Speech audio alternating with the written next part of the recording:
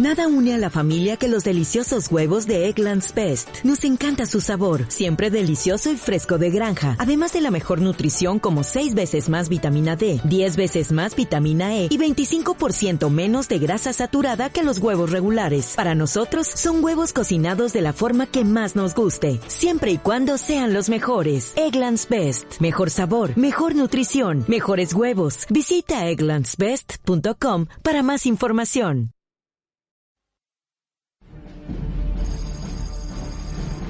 Este podría ser el mayor secreto de la historia. Un mundo oculto de ciudades e instalaciones nucleares secretas, construidas en Estados Unidos. Participaron 400.000 personas, aunque solo unas cuantas conocían la verdad. Nos decían exactamente qué hacer y no podíamos contárselo a nadie. Ocupó unos 2.000 kilómetros cuadrados. Supuso la construcción del mayor edificio del mundo. Costó miles de millones de dólares. Y todos esos recursos estaban destinados a un solo objetivo: poner fin a la Segunda Guerra Mundial mediante la construcción de la primera bomba atómica. 6 décadas después, un equipo de expertos regresa a los lugares que fueron secretos, donde se decidió el curso de la historia. En verdes valles y áridos desiertos, descubrirán y reconstruirán este mundo perdido. El ejército arrasó toda la población llamada Happy Valley. Desapareció. Mediante las últimas tecnologías informáticas y nuevas pruebas, el equipo desvelará la hazaña más compleja de ingeniería llevada a cabo. Este es el mundo perdido del Proyecto Manhattan.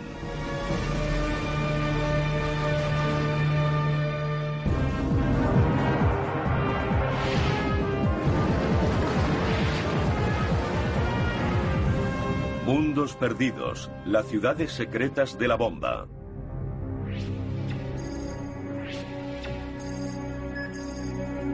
Oak Ridge, Tennessee. En 1941 esto solo era una remota zona agrícola. En 2 años, según los mapas y planos clasificados, se convirtió en una ciudad secreta. El gobierno se dio cuenta de que este proyecto iba a necesitar muchos trabajadores y empezaron a diseñar una ciudad que acabaría albergando a 75.000 personas. Sería el lugar donde se guardaría el mayor secreto de la Segunda Guerra Mundial. El gobierno fingía que no existía, ya que formaba parte del Proyecto X o Proyecto Manhattan, la carrera para construir la primera bomba atómica. El historiador David Bradshaw explora la actual Oak Ridge en busca de pruebas de su secreto pasado en tiempos de guerra. En 1939, un grupo de científicos, Albert Einstein entre ellos, alertaron al presidente Roosevelt de la posibilidad de que la Alemania de Hitler estuviera a punto de producir una bomba atómica. Roosevelt dio una orden. Estados Unidos debía ser el primero en desarrollar una bomba atómica a cualquier precio. Un hombre, el general Leslie Groves, recibió una autoridad sin precedentes y fondos ilimitados para lograrlo. Los necesitaría. Teóricamente, la bomba atómica era posible en términos de la física, pero el diseño y otros muchos aspectos relacionados con su construcción eran totalmente desconocidos, por lo que suponía una gran apuesta. El terreno era el primer requisito. Los ingenieros sabían que el proceso para crear la bomba sería una labor intensiva. Groves construyó instalaciones en Nuevo México, en el estado de Washington, y aquí en Oak Ridge, Tennessee. David Bradshaw ha estado buscando los archivos para averiguar cómo se construyó la instalación de Oak Ridge. Ha encontrado documentos que demuestran que Groves requisó 200 kilómetros cuadrados de tierra agrícola. Un área el doble de grande que la ciudad de Washington estaba a punto de ser transformada. Leslie Groves eligió este sitio para que se convirtiera en sede del Proyecto Manhattan. Si lo hubiésemos visto en 1941, solo habríamos visto granjas, casas, graneros y edificios rurales. Un paisaje que no había cambiado en 100 años. Escogieron este lugar por su protección. Un estudio del trazado nos muestra cómo este terreno encajaba perfectamente en las necesidades de Groves. Las montañas que rodean la zona protegerían los trabajos de ojos curiosos. Y el proyecto no solo era secreto, era de alto riesgo. Si algo iba catastróficamente mal, las montañas podrían proteger a la población de una explosión. En septiembre de 1942, los 1000 propietarios de granjas de la zona recibieron una carta en la que se decía que para diciembre de ese año debían estar fuera de sus propiedades. Los granjeros cuyas familias habían trabajado la tierra durante generaciones recibieron el aviso pocas semanas antes de tener que abandonarlas. La única explicación recibida era que aquellas tierras debían destinarse al esfuerzo de guerra.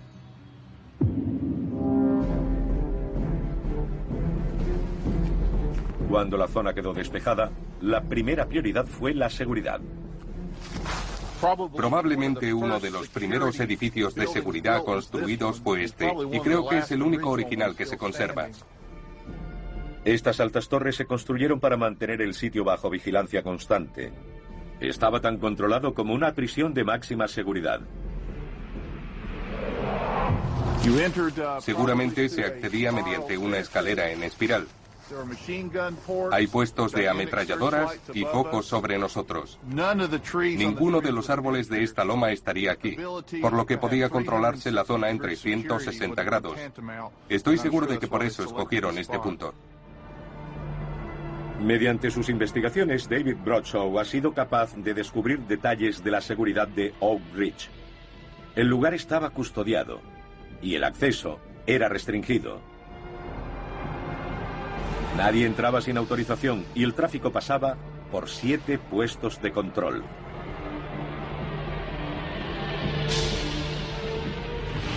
Oak Ridge estaba aislado del mundo exterior. Durante los 3 años siguientes, ningún lugar de Estados Unidos sería más importante, más protegido, ni más secreto. Además, Groves debía atraer a decenas de miles de trabajadores. Debía construir rápidamente una ciudad partiendo de cero. Se encargó la tarea a una empresa privada. El objetivo inicial, como muestran estos planos, era crear hogares para 13.000 personas. Científicos, ingenieros, trabajadores de la construcción y empleados. Esta nueva comunidad necesitaría tiendas, hospitales, colegios para los niños. Y en el apogeo del proyecto, 75.000 personas tendrían que vivir aquí.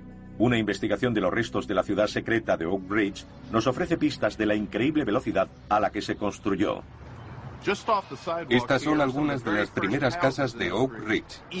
Son edificios de apartamentos que seguramente se terminaron en agosto de 1943, construidos rápidamente. Para estas viviendas debieron ponerse primero los cimientos para luego colocar las estructuras. Es probable que construyeran una docena de casas al día. Luego entraban en acción los fontaneros y los electricistas. Las casas quedaban listas a un ritmo de 1 a la hora, como si fuera una cadena de producción. Se construyeron para que duraran unos 10 años, y 60 años después siguen en pie. Esta nueva ciudad sería un modelo de uniformidad suburbana. Lo que distinguía a Oak Ridge era su misión secreta de construir la bomba. El siguiente reto del ejército sería atraer a trabajadores, para lo que redactaron este documento. Es muy interesante. Es publicidad creada por el ejército. Sabían que la gente no querría verse obligada a trabajar en Oak Ridge. Era mejor atraerla, y para ello prepararon este documento. Habla de cómo serían sus casas, los medios de transporte, las tiendas, los supermercados y los cines. El documento es fantástico y muestra los diferentes tipos de casa, además de sus alquileres. Las de tipo A costaban $38 al mes con todos los servicios incluidos, recogida de basura y cuanto pudieran desear. A partir de estas pruebas, David Bradshaw ha creado una imagen de cómo debía ser este lugar. En pocos meses se disponía de 10.000 casas familiares, 90 edificios de apartamentos y más de 5.000 caravanas para acomodar a miles de personas. Los primeros trabajadores se mudaron el 27 de julio de 1943. Llegaron a miles de todas partes de Estados Unidos, respondiendo a la oferta laboral para unirse al esfuerzo de guerra. Cuando me entrevistaron dije que me interesaba cualquier tipo de trabajo de guerra y me dijeron, este es de gran importancia. Pregunté dónde iba a trabajar y me respondieron que no podían decírmelo, que era secreto. Pregunté qué tendré que hacer y me contestaron, no podemos decírselo, eso también es secreto. Recuerdo que cuando llegamos nos detuvieron en la valla y registraron el coche. Daba miedo. Cuando entramos en la zona aún daba más miedo porque aunque pensábamos que veníamos a una ciudad, no lo era. Solo había caravanas, filas y filas de caravanas, barracones y mucho barro. Y se suponía que no debíamos hacer preguntas.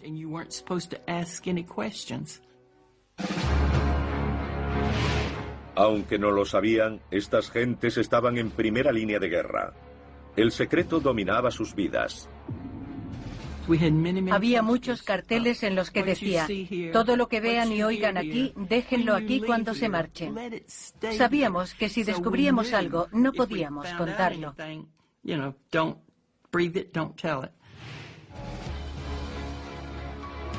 Con los elementos básicos ya disponibles, la seguridad, la mano de obra y los recursos, por fin podía comenzar el verdadero trabajo. El 95% de quienes trabajaban en Oak Ridge no tenían ni idea de en qué estaban implicados. Pero ahora sabemos con exactitud lo que lograron.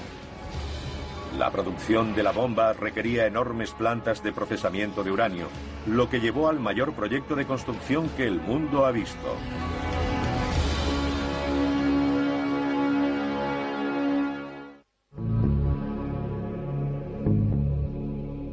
Como parte del proyecto Manhattan, el ejército estadounidense edificó una base secreta en Oak Ridge, Tennessee, durante la Segunda Guerra Mundial.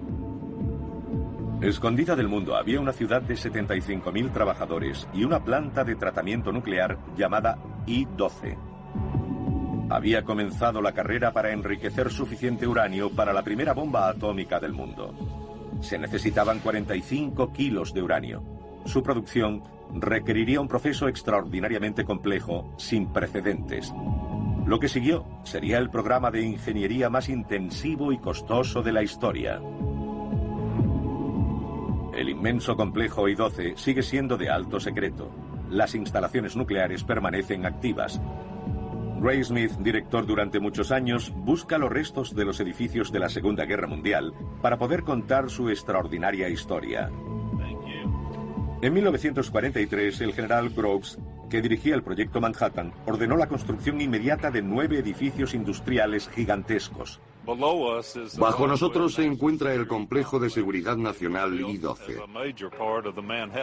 Fue construido como parte importante del proyecto Manhattan.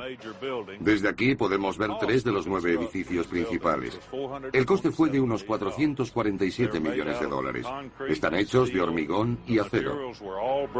Y todos los materiales para la construcción de estas instalaciones se trajeron aquí en camiones y trenes. Cada uno de los 9 edificios medía aproximadamente 90 por 150 metros. Hoy todos siguen en pie y albergan pruebas de cómo se concibió esta enorme planta industrial. Al principio, cuando se planearon estos 9 edificios industriales, no se sabía con exactitud cómo sería el equipamiento que debían alojar. Pero sí que las naves debían ser enormes y que los equipos serían muy pesados. Por ello instalaron enormes grúas que pudieran levantar cualquier elemento necesario para el equipamiento y así poder obtener el uranio enriquecido para la primera bomba. Producir uranio para una bomba atómica era adentrarse en territorio desconocido. La rapidez era esencial y no había tiempo para experimentar o probar el proceso. Había que condensarlo todo en una sola fase. Se hacía la etapa de investigación y desarrollo piloto, a la vez que se diseñaba un enorme edificio que haría las veces de instalación industrial. Solo uno de los edificios sigue albergando su equipamiento original de tratamiento de uranio. Recibe el nombre de Beta 3 y se utilizó para el enriquecimiento de uranio hasta 1998. Hasta hace poco, los detalles exactos de su proceso, su localización y su construcción eran asunto de seguridad nacional.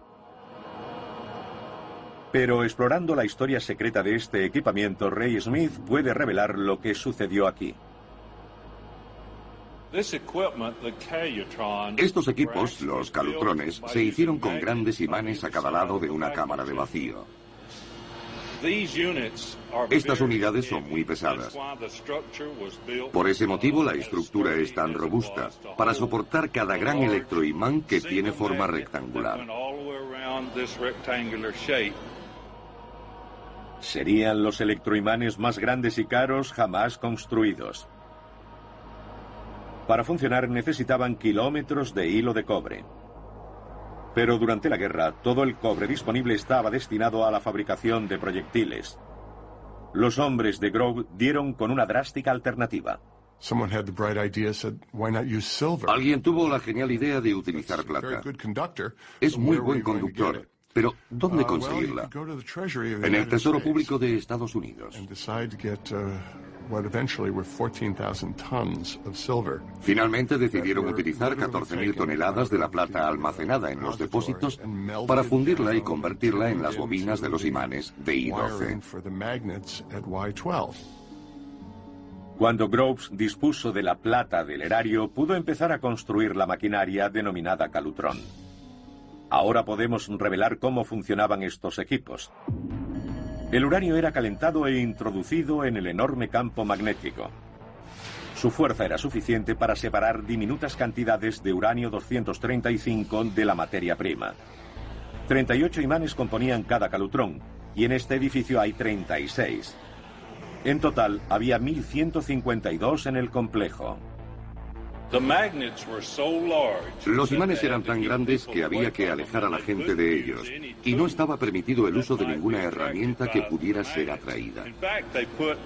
De hecho, pintaron una línea roja para advertir a la gente de que no podían acercarse más. Si alguien lo hubiera hecho llevando en el bolsillo algo de metal, habría sido atraído. Liberar a la persona resultaría imposible a menos que hubieran cortado la tela que envolvía al objeto. Las pruebas demuestran que la energía consumida era tan elevada que durante el tiempo que duró esta misión de guerra, el Proyecto X utilizó una séptima parte de toda la electricidad generada en Estados Unidos. 1.152 máquinas funcionando las 24 horas del día, 7 días a la semana durante todo el año. Estas máquinas no eran manejadas por científicos, sino por mujeres con titulación de grado medio. Las llamaban las chicas de los calutrones y apenas sabían en lo que estaban implicadas. Sabíamos que hacíamos algo para el esfuerzo de guerra, pero fue una sorpresa. Nos alegrábamos de poder contribuir. Teníamos diales que debíamos girar para subir y bajar.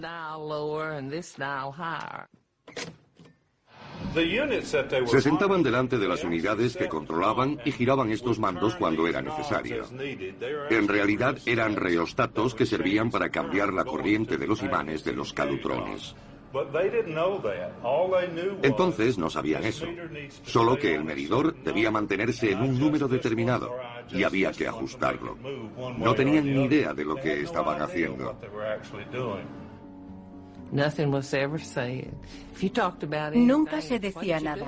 Si hablábamos de algo era ¿qué hiciste anoche? ¿Dónde fuiste? Pero nunca del trabajo.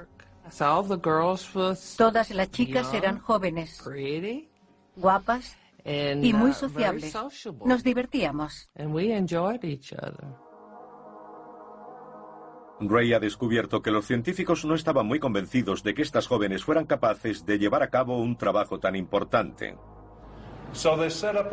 Organizaron un concurso en el que los científicos manejaban un panel de control y las chicas de los calutrones otro. Lo hicieron durante una semana y al finalizar, las mujeres ganaron a los científicos.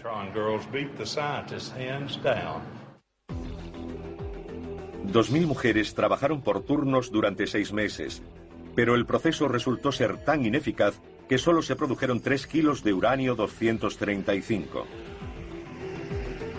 El tiempo se agotaba.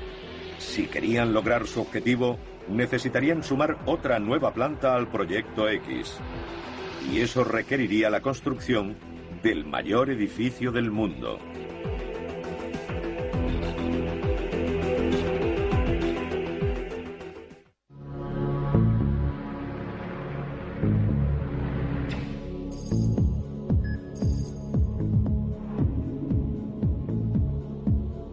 Este edificio en ruinas fue una vez el más grande del mundo. Llamado K-25, fue clave para el proyecto Manhattan y se diseñó para incrementar la producción del uranio 235 tan necesitado. Actualmente es inaccesible debido a su alto grado de contaminación. Pero nuestros expertos descubrirán el aspecto que tenía y encontrarán pistas de la comunidad que trabajó para construirlo. 1943. Las fuerzas estadounidenses luchan contra los japoneses por el control del Pacífico. La necesidad de desarrollar la bomba atómica es mayor que nunca. Si quieren producir los 45 kilos necesarios, los científicos han de encontrar nuevas formas de obtener el uranio 235. La solución fue un nuevo tipo de planta de enriquecimiento. Si construir la ciudad de Oak Ridge y la enorme instalación electromagnética había minado los recursos, esta nueva fase supondría un reto aún mayor. Autorizaron la construcción de una planta de difusión gaseosa. El desafío de ingeniería era mucho mayor.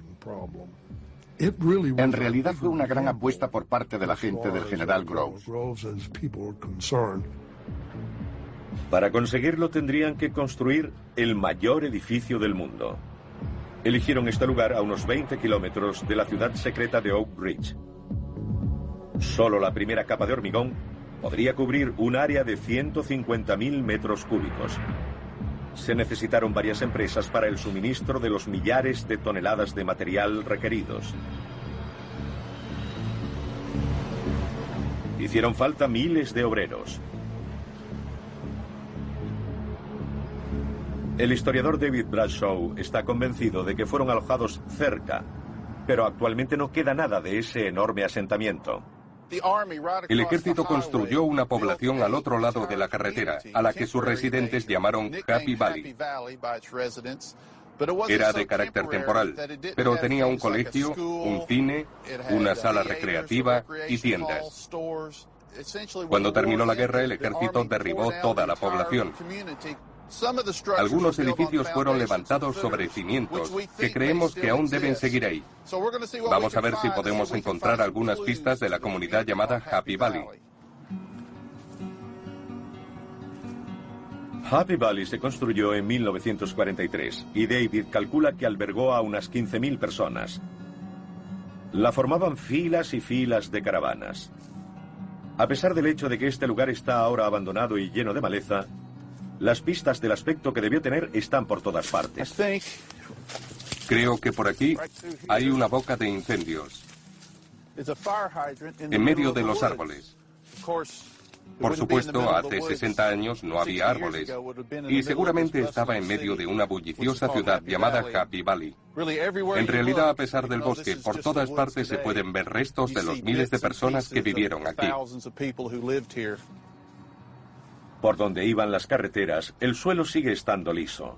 Hay restos de alcantarillado y tuberías de agua por todo el lugar. Creo que esto es un poste telefónico. Probablemente daba servicio a una instalación, y estos podrían ser sus cimientos. Parece una estructura permanente.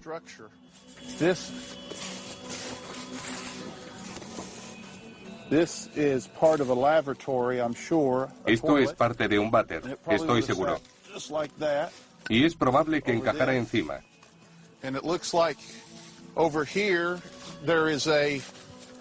Por aquí están los restos de lo que debió ser un servicio de hombres de la zona de los barracones.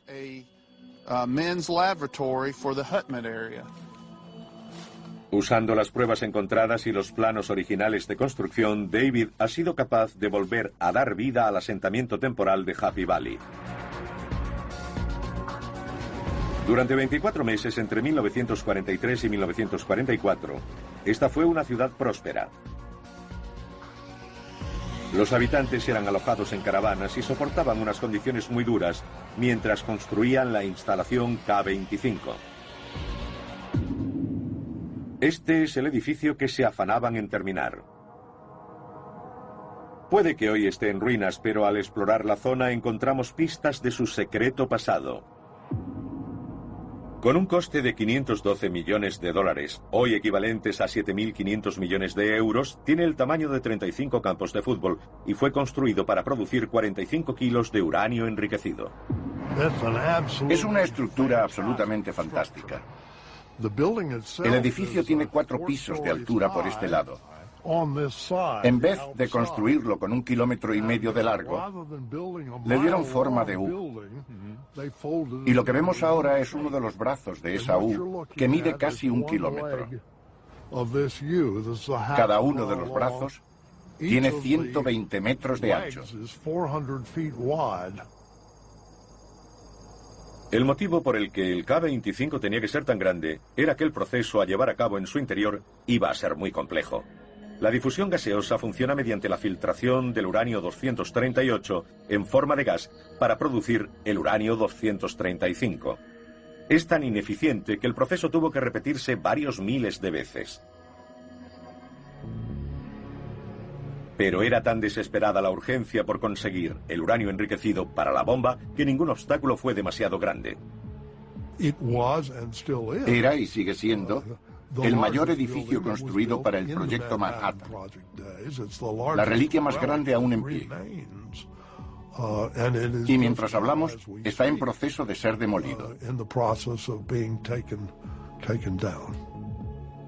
Actualmente el K-25 se encuentra en zona prohibida. Pero mediante los planos originales y testimonios, podemos revelar el aspecto que tenía cuando fue acabado en 1944.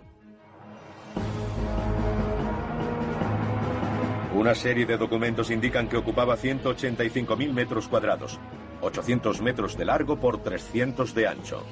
Albergaba 1.200 kilómetros de tuberías de cobre, 6.000 kilómetros de cables eléctricos y la cantidad de agua utilizada en el proceso habría abastecido a una ciudad de 5 millones de habitantes. Cuando comenzaron las operaciones del K-25, fue necesario un equipo de 12.000 personas, solo para sellar las filtraciones de las tuberías, que debían ser completamente herméticas. Mi trabajo era encontrar las fugas de las tuberías que venían por encima y llegaban a mi sitio. Cuando descubríamos un escape, lo marcábamos y posteriormente retiraban el tramo de tubería para soldarlo. Así todo el día.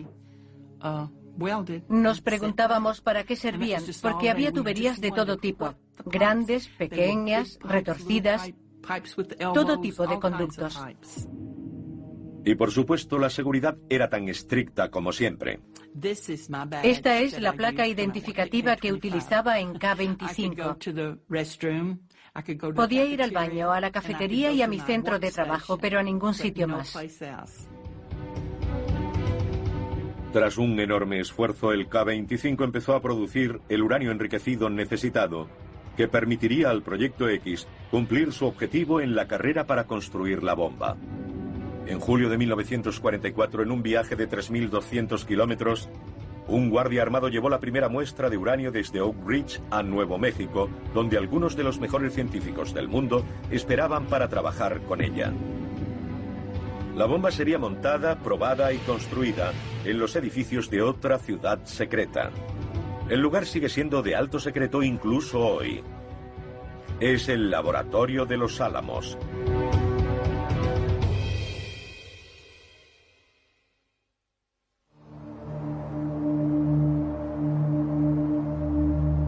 En el corazón de Nuevo México está el lugar más importante del Proyecto Manhattan, Los Álamos. Estas siguen siendo instalaciones secretas en las que se diseñan armas nucleares. Pero a finales de los años 40 eran conocidas simplemente como Proyecto Y. Aquí se diseñaron y construyeron las bombas que acabaron con la Segunda Guerra Mundial. Queda muy poco de los edificios del Proyecto Manhattan. Pero nuestro equipo de expertos examinará los documentos históricos y las ruinas en busca de pistas que nos revelen qué aspecto tenía. El arqueólogo John Isaacson ha estudiado las instalaciones de los Álamos para comprender por qué Groves y su director científico, J. Robert Oppenheimer, escogieron este lugar. Nos encontramos donde antes estaba la puerta principal del laboratorio, creado en 1943. Buscaban un lugar remoto, y en aquellos días este lo era. También querían que no tuviera vulnerabilidades de seguridad, y este terreno ofrecía las mejores características para construir un laboratorio.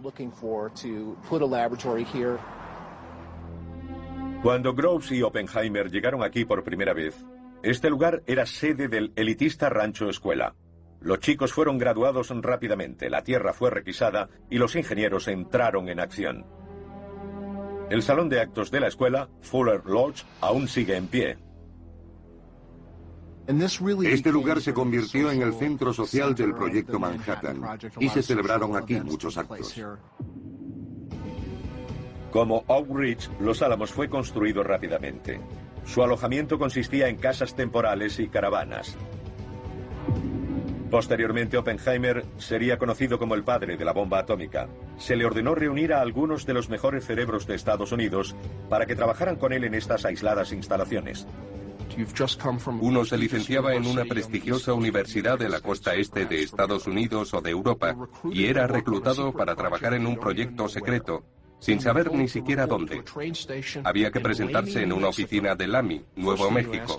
Lo primero que uno se pregunta es, ¿dónde está Lamy? Un día lo llevan de viaje por carreteras polvorientas hasta un campamento en medio de ninguna parte. Allí le dicen que debe llevar a cabo uno de los trabajos científicos más innovadores y creativos de la historia de la humanidad. Y uno piensa que esa gente se ha vuelto completamente loca. Pero esa era la realidad de aquellos días. Está claro que las condiciones en las que trabajaba aquí este grupo de científicos de élite eran bastante precarias. El lugar fue levantado rápidamente por el ejército. Utilizaron todos los materiales disponibles, trajeron madera y levantaron casuchas y cabañas en las que llevaban a cabo experimentos que revolucionarían a la humanidad. En el curso de 3 años fueron construidos más de 600 edificios técnicos. Ahora solo quedan 30, entre los que se encuentran los modernos edificios del laboratorio actual. John Isaacson y Ellen McGee centran su investigación en el lugar en el que los ingenieros crearon el arma para detonar la primera bomba atómica. Hacen labor de detectives para reunir los detalles del aspecto que debía tener el edificio y qué sucedió aquí. Nos encontramos en un edificio llamado Emplazamiento del Cañón o Búnker del Periscopio. Fue aquí donde se diseñó el mecanismo de disparo del arma de uranio. La teoría es simple: disparar un trozo de uranio por un cañón para que colisione con otro. Los dos se fusionan y dan como resultado una detonación nuclear. Pero en la práctica, la explosión debía estar perfectamente sincronizada. En este edificio, la teoría de los científicos se convirtió en una realidad. Lo que se hacía aquí era crear la balística. Controlar la velocidad de los proyectiles que se disparaban dentro de la bomba para montar el arma con éxito antes de que explotara. Estudiando los planos, nuestros expertos han descubierto que esta estructura soportaba una torre que hacía las veces de periscopio. Este dispositivo habría permitido a los científicos observar y registrar cada disparo, protegidos de la metralla en el edificio inferior. Estamos bastante seguros de que el interior de la torre periscopio era hermético a la luz, así que podrían usarla para tomar fotografías de las pruebas que llevaban a cabo. La presencia de estos tornillos indica dónde estaban anclados al suelo los potentes cañones navales. Los proyectiles eran disparados en el campo de visión del periscopio. Creemos que en esta zona se encontraban los cañones. Desde aquí podían disparar sin ningún obstáculo entre las armas y el edificio del periscopio, que se encontraba un poco al norte. Con sus descubrimientos, los expertos pueden dar vida a este mundo perdido. El emplazamiento de los cañones y el periscopio se construyeron de forma que quedaban ocultos por el paisaje y el búnker fue cubierto con una capa de tierra de casi 1 metro. El cañón naval, situado frente al búnker, dispararía el proyectil. Cámaras de alta velocidad montadas en el periscopio permitirían a los científicos calibrar la velocidad y la potencia de la explosión. Disparan las armas para medir con precisión y detalle la velocidad de los proyectiles, el tiempo que pasa desde el momento de ignición de la carga hasta que el proyectil empieza a moverse. Estos pequeños detalles eran muy importantes para asegurar la posibilidad de añadir la masa crítica necesaria para desencadenar la reacción nuclear. Las pruebas dieron a los ingenieros la información que necesitaban para construir una bomba que funcionara. Entonces, un nuevo descubrimiento científico les dio la posibilidad de hacer una bomba a partir de una sustancia nueva, el plutonio, que resultaría ser mucho más destructiva que la de uranio. Esta bomba requeriría la construcción de unas instalaciones totalmente nuevas y supondría para los ingenieros de Los Álamos un reto aún mayor.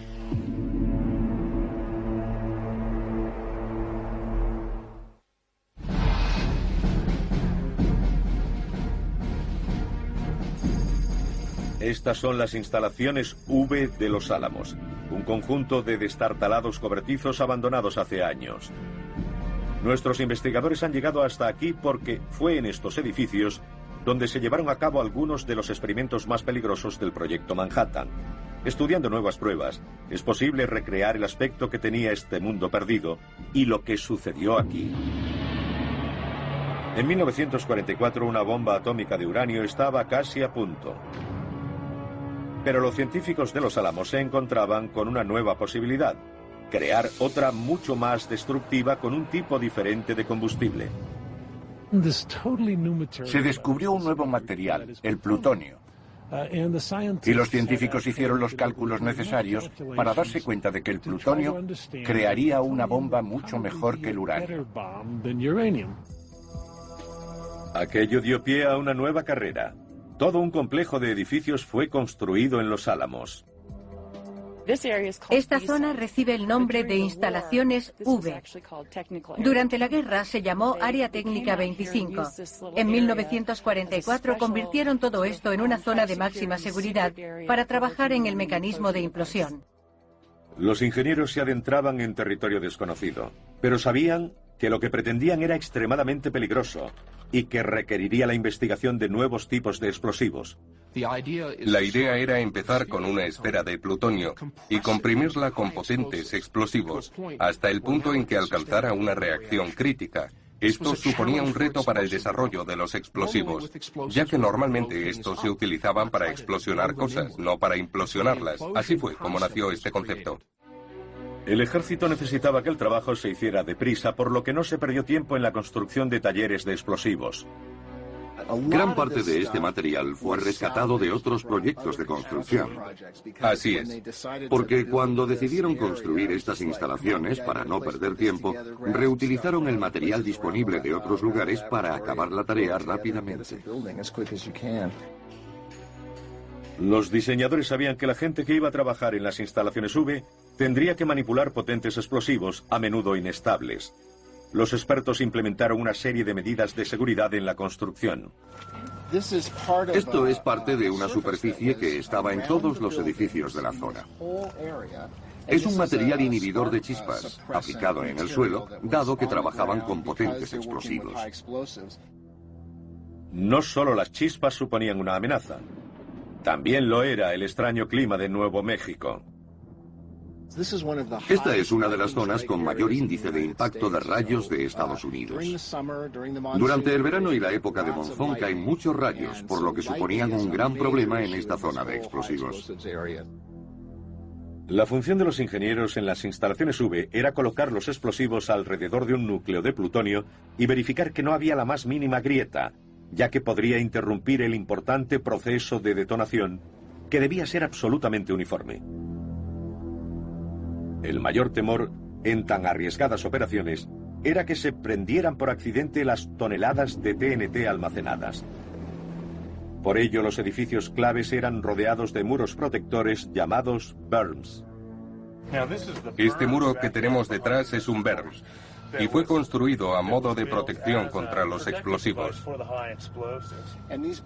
Estos muros fueron diseñados durante la elaboración del proyecto para la protección de la gente y los edificios que había tras ellos, de forma que limitaran el daño en caso de accidente.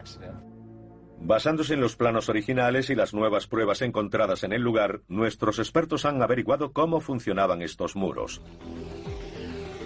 Cerca de cada taller se levantaba un muro de 3,5 metros de altura, se fijaba con barras de metal que absorbían los impactos y se rellenaba de tierra.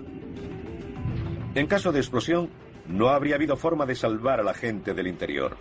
El propósito de estos muros era proteger el área circundante. Los ingenieros destinados a los talleres para montar las cargas explosivas eran conscientes del riesgo que corrían. Uno de ellos era George Kistiakowski. Una vez le preguntaron a Kistiakowski si no le daba miedo que al perforar esos potentes explosivos y verter los explosivos líquidos no estallaran. Y él contestó, si eso hubiera ocurrido nunca lo habría sabido. No se preocupaba mucho de eso.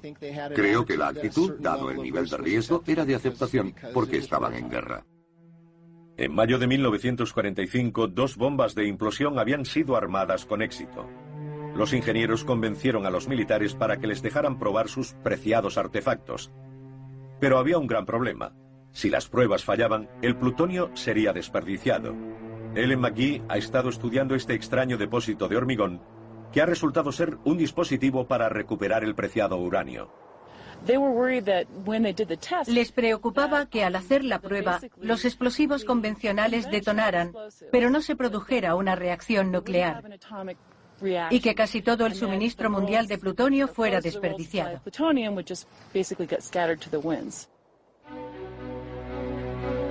La solución que dieron los ingenieros fue construir este enorme depósito de 200 metros de diámetro. Si fallaba la detonación del plutonio, el TNT simplemente lo esparciría en este depósito. El agua sería filtrada y se recogería el plutonio. Pero al acabarse el tiempo, este enfoque fue abandonado. Los ingenieros decidieron llevar a cabo las pruebas sin recuperar el plutonio si éstas fallaban. La primera prueba de una bomba atómica tuvo lugar el 16 de julio de 1945 en una enorme área desértica a unos 300 kilómetros al sur de Los Álamos, llamada Alamogordo. Antes de la primera detonación, los ingenieros temían que la bomba no fuera lo bastante potente, o peor, que hubieran creado algo totalmente incontrolable. Una de las mayores incertidumbres asociadas con la primera prueba era cuánta energía produciría, cuál sería el rendimiento de la bomba. De hecho, los científicos hicieron una serie de apuestas sobre si la ignición provocaría una reacción entre el nitrógeno y el oxígeno de la atmósfera, haciendo que ésta ardiera y causando como consecuencia una deflagración total. 27 meses de trabajo. Una inmensa cantidad de recursos humanos y materiales movilizados en secreto con un coste de $2.000 millones. Todo culminó aquí, con la detonación de la primera bomba atómica.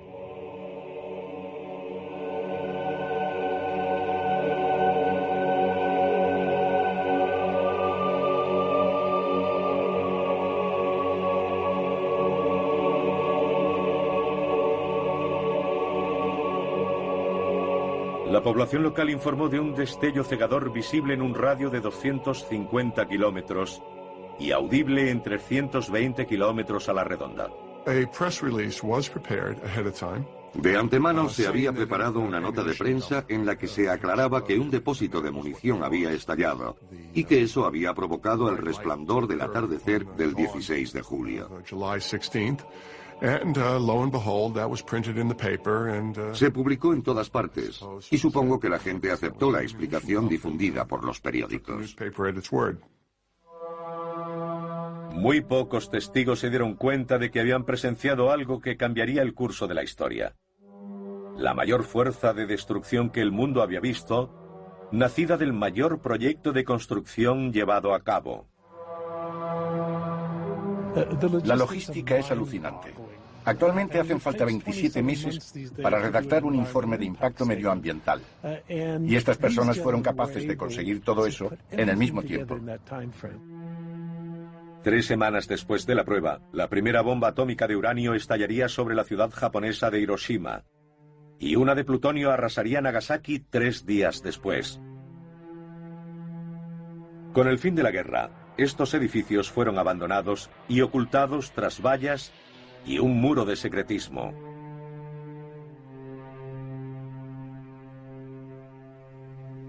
Comunidades enteras como Happy Valley desaparecieron para siempre.